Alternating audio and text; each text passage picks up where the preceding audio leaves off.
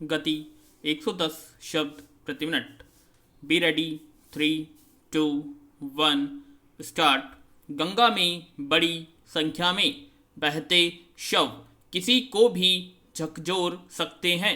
हाल में उत्तर प्रदेश से लेकर बिहार तक गंगा में ऐसे शव देखने को मिले। गाजियाबाद से लेकर कन्नौज, उन्नाव, कानपुर, प्रयागराज, वाराणसी, गाजीपुर, बालिया जैसे जिलों से ये शव बहते आ रहे हैं। बिहार में भी कई जगहों से ऐसी खबरें हैं। जाहिर है ये शव उन शहरी या ग्रामीण इलाकों से ही नदी किनारे ऊपर दफनाए या बहाए गए होंगे जो गंगा किनारे पड़ते हैं। कफन में लिपटी लाशें अगर बह रही हों, किनारे लग रही हों, अध जली हों, शत विक्षत हो चुकी हों, जानवर नोच रहे हों, तो इससे ज़्यादा विभत्स क्या हो सकता है। शवों को इस तरह बहाने दफनाने की घटनाएं मीडिया में आने के बाद राष्ट्रीय मानवाधिकार आयोग ने इसका संज्ञान लिया। उत्तर प्रदेश और बिहार सरकार को नोटिस जारी किए। आयोग ने जो सवाल पूछे और चिंता जताई वह तो ठीक है ही, लेकिन शवों की गरिमा और मानव अधिकारों का जो मुद्दा उठाया उसे नज़रअंदाज नहीं किया जा सकता। पैरा गौरतलब है कि पिछले हफ्ते बिहार के बक्सर जिले के चौसा में ऐसे ही 71 शवों को पोस्टमार्टम के बाद दफनाने की बात सामने आई थी। उत्तर प्रदेश में गंगा किनारे पड़ने वाले जिलों के हालात तो और रोंगटे खड़े देने वाले हैं। कन्नौज में गंगा किनारे 350 से ज़्यादा, उन्नाव में 900 से ज़्यादा, गाजीपुर में 300, कानपुर में 400 से ज़्यादा शव नदी किनारे दफन मिले। सवाल है कि हाल में ही अचानक ऐसा क्यों होने लगा। माना जा रहा है कि ये शव उन लोगों के हैं जो कोरोना संक्रमित थे और उनके परिजन की हैसियत अंतिम संस्कार का खर्चा उठाने की भी नहीं थी। कोरोना संक्रमितों के अंतिम संस्कार के लिए शमशानों में जिस तरह से लूट खसोट मची है, मोटी रकम ऐंठी जा रही है और घंटों कतार में लगना पड़ रहा है, वह किसी से छिपा नहीं है। दूसरी महत्वपूर्ण बात यह है कि जिन जिलों में यह सब देखने को मिल रहा है वे महामारी की चपेट में हैं। भले सरकारें कितने दावे क्यों न करती रहे कि ग्रामीण इलाकों में हालात काबू में है, इलाज के सारे बंदोबस्त हैं, लेकिन लाशों के ये ढेर असलियत उजागर करने के लिए काफ़ी है।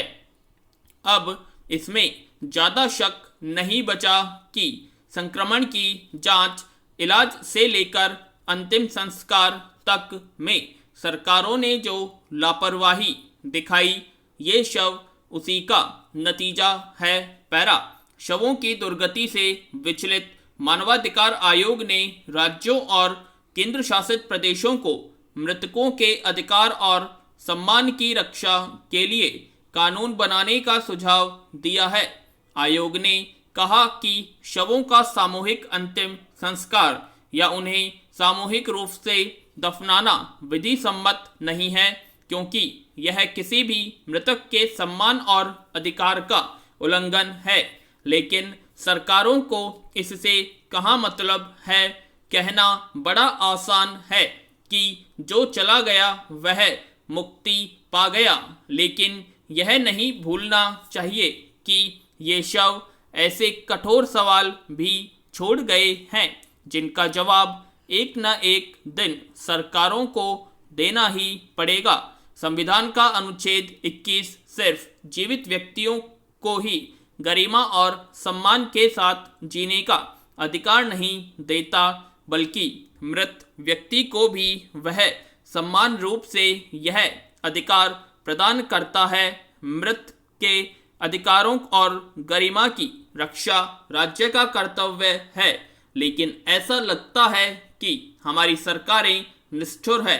कहते हैं लाशें नहीं बोलती, लेकिन आज लाशें ही बोल रही हैं। पैरा, नए कृषि कानूनों के मसले पर शुरू हुआ आंदोलन अब तक जिस शक्ल में चल रहा है, उससे यह साफ है कि किसान आमतौर पर लोकतांत्रिक तौर तरीकों से ही अपनी मांगों के पक्ष में प्रदर्शन कर रहे हैं।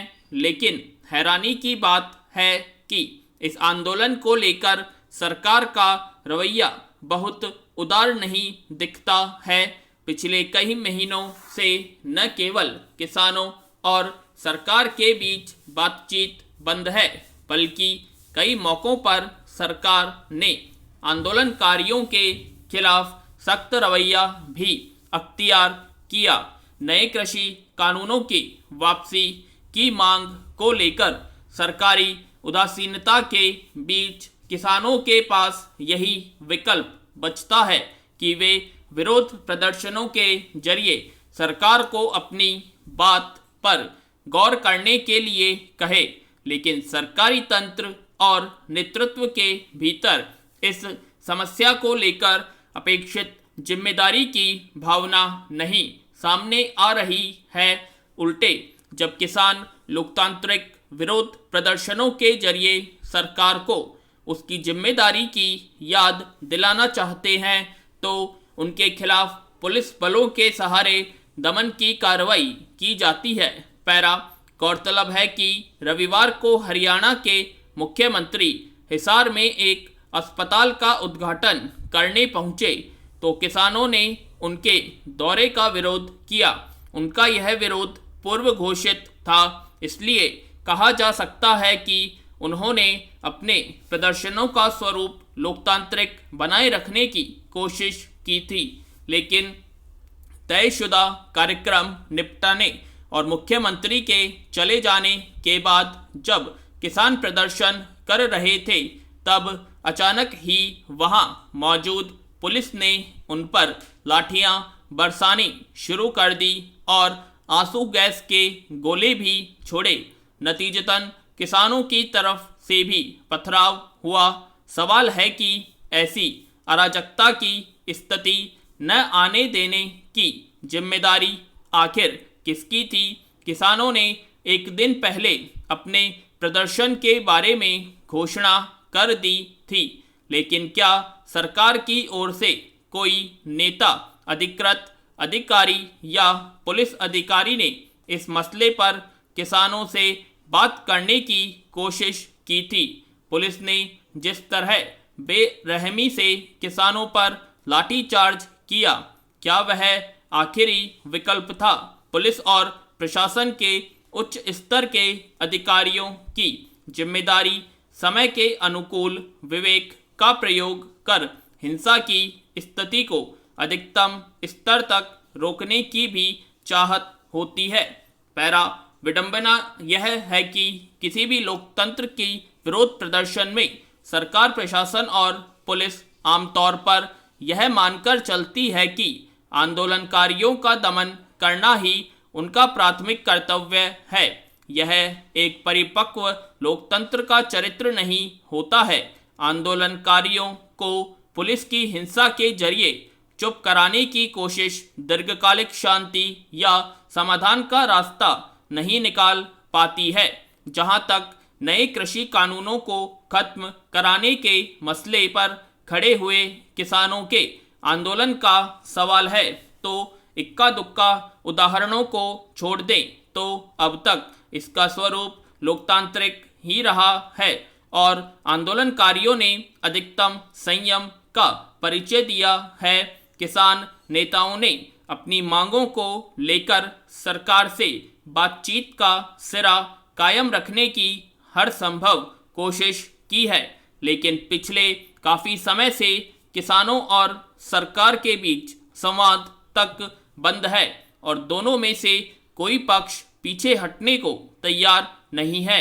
क्या सरकार को यह नहीं लगता है कि अगर उसका पक्ष सही है तो वह संवाद के जरिए किसानों को सहमत करने की कोशिश करे?